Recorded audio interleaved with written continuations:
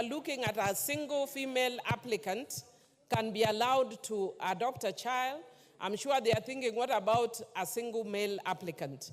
I think what I would propose is that there should be a further amendment, whether for female or male, so that we look at the best interest of a child anytime we are dealing with the issue of adoption.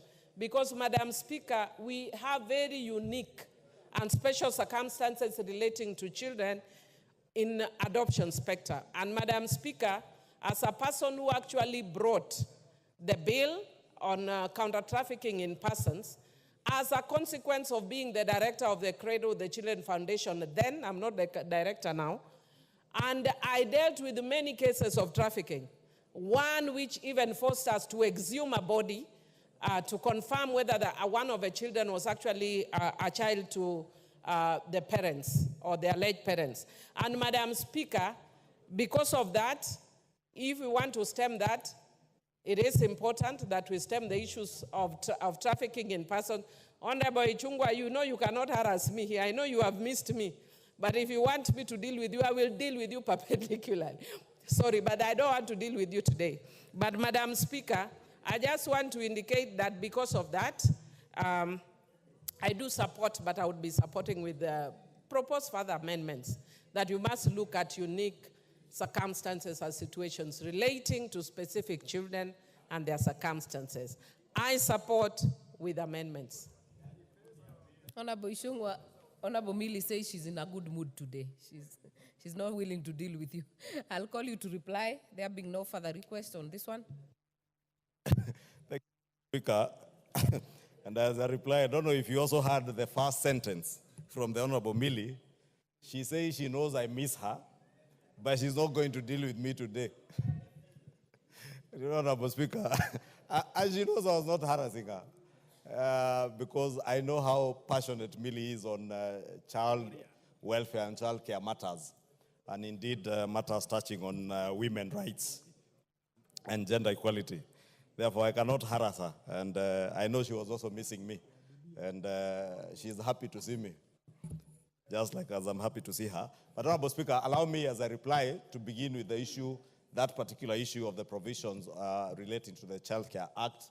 And Honorable Speaker, as I mentioned, I think the Honorable Owen Bayer mentioned during the time he was moving this bill on my behalf, this emanated from a court ruling that allowed now single males to be able to adopt children. But there are concerns, Honorable Speaker, and I want to agree with many members who have raised this issue, that indeed there is a major concern on matters touching on issues to do with child trafficking. There are also issues touching Hold on, Honorable Kaluma, what's out of order? Your Honorable Speaker, the Honorable Majority Leader, whom I respect very much, has mentioned proposed in this bill, which is arising from some court ruling. Would we have that court ruling so that we are rightly informed? Because I'm not aware of any.